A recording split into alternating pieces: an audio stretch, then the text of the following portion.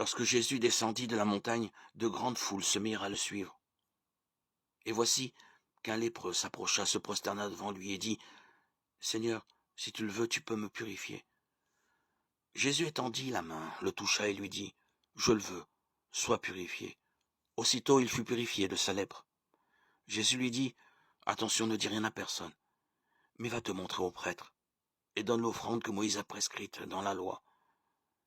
Ta guérison sera pour les gens un témoignage. » Jésus était entré à Capharnaüm.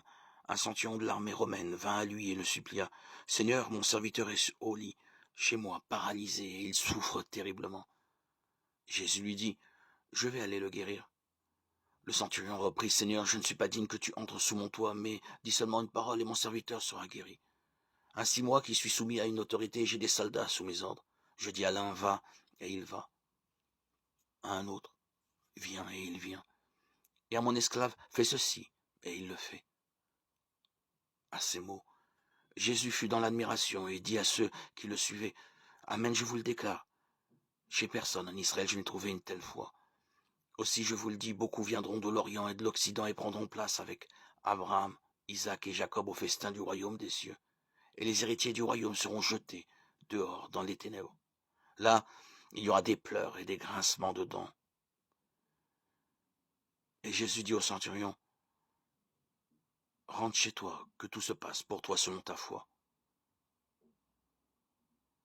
Et le serviteur fut guéri à cette heure même. Comme Jésus entrait chez Pierre, il vit sa belle-mère couchée avec de la fièvre. Il lui prit la main et la fièvre la quitta. Elle se leva et elle le servait. Le soir venu, on lui amena beaucoup de possédés. Il chassa les esprits par sa parole. Et il guérit tous les malades. Ainsi devait s'accomplir la parole prononcée par le prophète Isaïe. Il a pris nos souffrances. Il a porté nos maladies. Matthieu 8, 1, 17.